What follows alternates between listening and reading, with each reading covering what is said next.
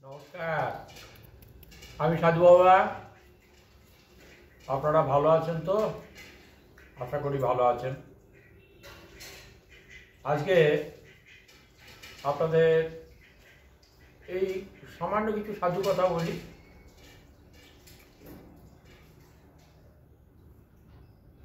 ভগবান শ্রীকৃষ্ণ গীতায় বললেন মানুষকে ত্রিতাপ জ্বালা ভোগ করতে হয়। এই ত্রিতাপ জ্বালা কি কি না? অধিদৈব, অধিভূত আর অধ্যাত্ম। এই অধ্যাত্ম বিষয়টা নিয়ে সামান্য কিছু বলি। অধ্যাত্ম মানে নিজেকে নিয়ে আত্মস্থিত যে ব্রহ্ম, যা আত্মাতে রয়েছে, আর সেই আত্মায় কি রয়েছে না? আত্মায় রয়েছে পূর্ব জন্মান্তরের কর্মফল বীজাকারে রয়ে গেছে। সেগুলো এই জন্মে জন্মে সেগুলো আমাদের ভিতর থেকে আসে, আর সেই কর্মে আমাদের একটা আকর্ষণ থাকে এবং আমরা তা করেও বসি। এখন যেটি সব থেকে বেশি, তার প্রাধান্য তত বেশি। সে আমাকে দিয়ে সেই কাজগুলো করিয়ে নেয়। আমাকে দিয়ে বলতে আমাদের মধ্যে যে ইন্দ্রিয়গুলি রয়েছে তাদেরকে দিয়ে। তাহলে আমরা অনেক সময় এই কেউ কেউ ভালো খেতে ভালোবাসি, কেউ কেউ ভালো কোনো না কোনো বিষয়ের উপরে কাজকর্ম করতে ভালোবাসি। কেন? সেগুলো আগেও আমাদের করা আছে। এই যে গলার স্বর, এটাও ঠিক তাই। আমরা পূর্ব জন্মে যে সমস্ত কর্মকে অধিকার করে বা যে সমস্ত কথাবার্তাকে অনুশীলন করে ছিলাম, এবং সেইগুলি আবার ইহজন্মে সেগুলি আমাদের মধ্যে থেকে আমাদেরকে জাগিয়ে তোলে। অর্থাৎ আমরা ঠিক সেই আগে যেমনটা ছিলাম, যেমন আচার আচরণ ছিল, যেমন কথাবার্তা ছিল, ঠিক সেরকমই আমরা পেয়ে থাকি। যদি বলেন সেটা কিরকম না, দেখবেন কেউ কেউ কুকুরের ডাকতে ভালোবাসে এবং কুকুরের ডাক মুখে আওয়াজ করে। কুকুরগুলো বুঝতে পারে না যে তার স্বজাতি কুকুর ওরকম করছে না কোনো মানুষ এরকম করছে, এবং তার স্বর মিলিয়ে সেও কিন্তু ডাকতে শুরু করে। এটা তো ঠিক যে আমরা এই উদ্ভিদ জগতের মধ্যেও ছিলাম এবং পশু জগতের মধ্যেও ছিলাম, তাই সেগুলো বীজাকারে আমাদের মধ্যে ছিল।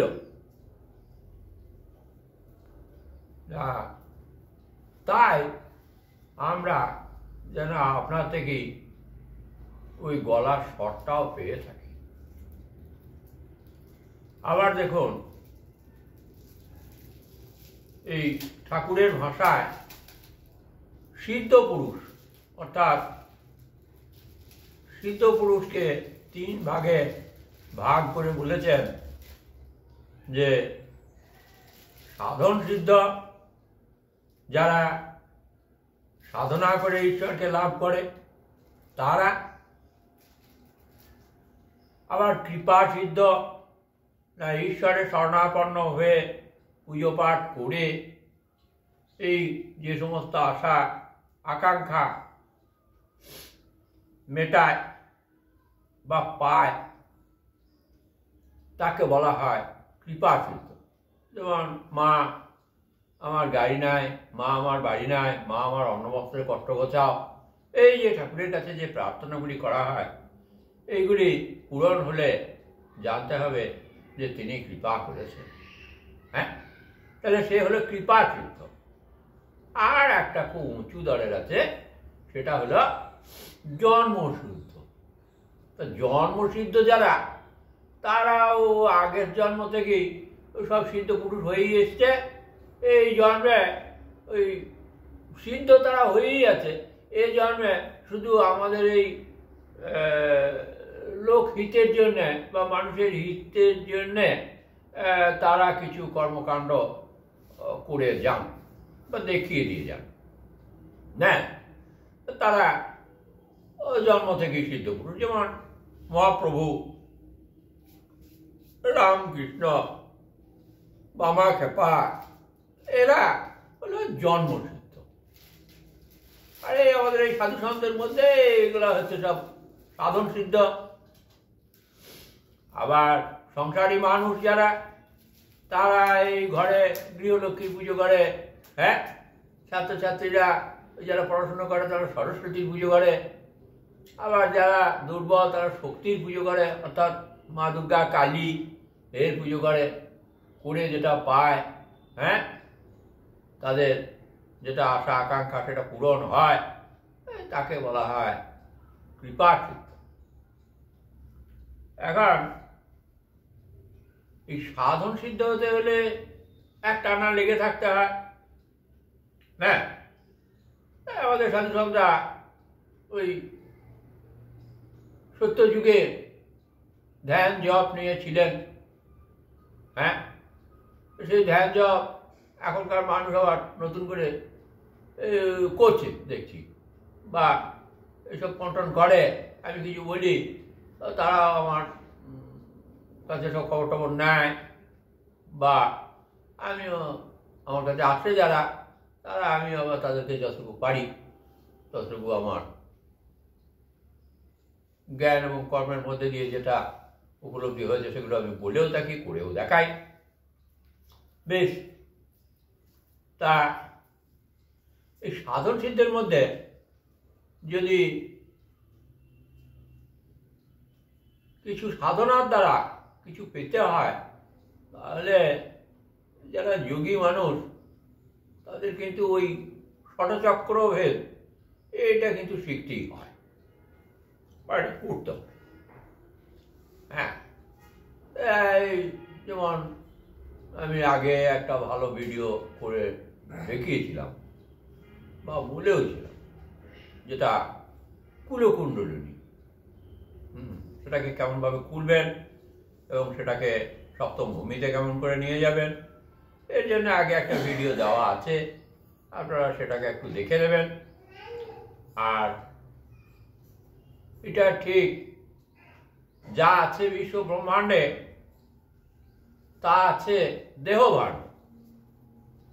তা এটা বহু পুরনো কথা আমি আপনাদের সামনে তুলে ধরলাম। তা দেহভাণ্ডে আছে এটা তো ঠিকই, যা কিছু করছেন, যা কিছু বলছেন, সে তো সেই দেহর ভেতর থেকেই বেরিয়ে আসছে। আর যা করছেন তার উপরে যে এনার্জি, সেটাও সেই দেহ থেকেই। হ্যাঁ, এবং আমি যেটা বুঝছি, যেটা বলছি, যেটা শিখছি, সেটা এই দেহকে নিয়েই যত কিছু। হ্যাঁ, এই দেহের মধ্যে সবই আছে গো। তা এই দেহটাকে একটুকু দেখতে হবে। তাই জন্য সাধু মহাপুরুষরা বলে থাকেন না যে তুমি নিজেকে দেখো, নিজেকে চেনো। হ্যাঁ, নিজের ভেতরে কি রয়েছে, হ্যাঁ, সেগুলা বিচার বিবেচনা করে কোনো জ্ঞানীগুণী মানুষের কাছে গিয়ে একটু পরামর্শ মতো চলো। হ্যাঁ, সেগুলো বলা হয়। আর আমাদের গুরুদেবরাও ঠিক সেরকম বলে থাকেন। হ্যাঁ, যে যেরকম জাতক, যার যেদিকে বেশি ঝোঁক রয়েছে বা সে যেটা করতে চায়, হ্যাঁ, তাকে দেখে শুনে বুঝে তার সঙ্গে ব্যবহার করে জানা যায়, তো তাকে দিয়ে সেই কাজটা ভালো হবে এই মনে করে ভালো হবে। এই জন্যে, কারণ তো খানিকটা করা আছে, আর একটু করলে পরে আর একটু ওপরে উঠতে পারবে। হ্যাঁ, তা সেই জন্যে এই গুরুদেবরা তাকে দেখে তার সঙ্গে দুদিন ব্যবহার করে তারপরে তাকে মন্ত্র টন্ত্র দিয়ে তাকে একটা লাইনে নিয়ে আসেন। আর যদি বোঝেন যে না, এই আধ্যাত্মিক জগতের না অন্য কোনো দিকে এই কাজকর্ম করতে পারবে, তাকে সেরকমই বলে দেন যে দেখ, তোর দ্বারা এইসব হবে না, হ্যাঁ, তুই এই কাজগুলো করগা, তোকে এই কাজটা করতে হবে। হ্যাঁ, তারা আবার সেই সমস্ত কাজগুলো করে। এখন সবাই যে লেখাপড়া শিখবে, শিখে পণ্ডিত হবে, কি অফিসে কাজকর্ম করবে তা নয়, যার যা বটে সে তাই করবে। আর যেটা জানা যাবে কি করে, বোঝা যাবে কি করে? ছোটবেলা থেকে বাবা মায়েরা তো লক্ষ্য রাখেন যে ছেলেটা কীরকম ধরনের, কীরকম কাজে করতে ভালোবাসে, তাকে সেই দিকেই, হ্যাঁ, ঠেলে দেন। তা আমরাও ঠিক সেরকমই খানিকটা আগিয়ে দেওয়ার চেষ্টা করি। তো যাই হোক, যদি কারো প্রয়োজন হয়, যদি মনে করেন, তাহলে আমার কাছে আসবেন। আমি নিশ্চয়ই যতটা পারবো ততটা আপনাদের সাহায্য করব, এটা সত্য। আবার এটাও ঠিক যে এইগুলোর জন্য তো একটা বয়স সীমাও আছে। হ্যাঁ, ছোট থেকে হলে ভালো হয়, কিন্তু ছোট থেকে আজকালকার আর হয় না। তার কারণ এই ব্রহ্মচর্য, আর্যদের মধ্যে যেসব ছিল, ব্রহ্মচর্য, গারস্থ, বানপ্রস্থ, সন্ন্যাস, এইগুলো তো আজকের দিনে আর প্রায় নাই। তা ব্রহ্মচর্যটা আর হচ্ছে না, যার জন্যে ওই তার পরের থেকে ওই গারস্থ জীবনের একটা বাধা বিপত্তি আসছে। তারপরে তারা এই গুরুগৃহে যাওয়ার চেষ্টা করছে বা সাধুগুরু বৈষ্ণবের শরণাপন্ন হচ্ছে, এটা কিন্তু ঠিক। আর তখন তাদেরকে সেইখান থেকে শুরু করতে হচ্ছে, কারণ প্রথম দিকে যেটা প্রয়োজন ছিল, সেই আচার, সেই ব্যবহার, সেই কর্মক্ষমতা, বীর্যবান হওয়া, সেইগুলো ঠিক হচ্ছে না। কারণ এখন যারা আছে তারা দু চারটে ছেলেপিলের বাবা, হ্যাঁ, মধ্য বয়সে, তাহলে সেই মধ্য বয়স থেকে যতটা হয় ততটাই হবে। হ্যাঁ, আর যদি বেশি বয়সের হয় তাদের তার কোনো উপায় থাকে না, তাদেরকে ওই হরিনাম, হ্যাঁ, ওই হরিনাম করুন, থাকুন, জপ করুন, আর ঠাকুরের নাম করুন, নাম গানের মধ্যে দিয়েই থাকতে হবে। হ্যাঁ, তাতেও হবে, তাতেও মনে শান্তি পাওয়া যাবে, সবই হবে। আর আজকাল তো মন্দির এবং মূর্তি পুজো এটা তো আছে, হচ্ছে, এবং সেটা বেশি হচ্ছে। হ্যাঁ, আবার এই জব ধ্যান, ষটচক্রভেদ, এগুলো নিয়েও কিছু কিছু ছেলেপিলেরা রয়েছে, কিছু কিছু মধ্যবয়সীরাও রয়েছে, তারাও কিন্তু এগিয়ে আসছে। তা যে যেরকম যেটা ভালো লাগে তিনি সেইটা করুন। হ্যাঁ, তবে এই গুরুগৃহে গিয়ে গুরুর নির্দেশ মতো করবেন, নিয়ম মেনে চলবেন। তা না হলে এই ষটচক্রভেদে অনেক অসুবিধা আছে। হ্যাঁ, তা এখানে এই গুরু ছাড়া চলতে গেলে অন্যরকম কিছু হয়ে যাওয়ার ভয়ও থাকে, থাকে না তার। তা এগুলো গুরু থাকলে ভয় থাকবে না, কারণ তিনি সেই জায়গাটা সামলে দেবেন। হ্যাঁ, আমার বিশেষ অনুরোধ, আপনারা যেন ওই একটু গুরু নির্দেশ মেনে চলবেন, তাহলে সব থেকে সুন্দর হবে। আর যারা মূর্তি পুজো করেন তারা তো ভালো জায়গাতেই আছেন, কারণ এর থেকে আর সহজ সরল পথ মনে হয় আর কিছু নেই। কারণ ধ্যান জপ থেকে যজ্ঞ এলো তেতায়, তারপরে দাপড়ে মূর্তি পুজো, হ্যাঁ, আর কলিতে নাম সংকীর্তন। চারযুগে 4 রকম হয়েই রয়েছে। যার যেটা ভালো লাগে তিনি সেটা করবেন, যেটা ভালো লাগবে না জোর করে কিছু করতে যাবেন না। জোর করে করতে গেলে ক্ষতি আছে। ও করছে আমাকেও করতে হবে না, আমার যেটা ভালো লাগে আমি সেটা করব, এই চিন্তাটা যেন মাথায় থাকে এবং সেই দিকেই আপনি ঝোঁক রাখবেন। হ্যাঁ, যদি আপনার মনে হয় নাম গান করার, নাম গান করবেন, হরে কৃষ্ণ কৃষ্ণ কৃষ্ণ হরে হরে, হরে রাম রাম রাম হরে হরে। এর মধ্যেও যা হবে, পুজো পাঠের মধ্যেও ঠিক তাই। লক্ষ্য বস্তু তো একটা, তাই না? এই যে লক্ষ্য বস্তু, সেটা ধ্যান জপের মধ্যেই হোক, আর যজ্ঞের মধ্যেই হোক, আর পুজো পাঠের মধ্যেই হোক, আর নামের মধ্যেই হোক, সবাই কিন্তু সেই একদম। হ্যাঁ, দেখুন একটু চিন্তা করে, সকল সম্প্রদায়, হ্যাঁ, সেই এক লক্ষ্য। আরে আমরা নাম ভেদে এক একজন এক এক রকম বলছি, তাই না? এই ভগবান, ঈশ্বর, গড, আল্লাহ, এই সব ওই একটা জায়গা, একটাই। হ্যাঁ, এর থেকে দ্বিতীয় তো আর কিছু নেই। আর এই সাধু সন্তের কথাবার্তা সব একই রকম ঘুরে ফিরে, ভাব ভাষাটা আলাদা হতে পারে, কিন্তু মূল লক্ষ্য এক। আবার কখনো কখনো উদাহরণগুলো ওই একই রকম, কেননা সরল রেখা তো একটা হয়, বক্ররেখা অনেক।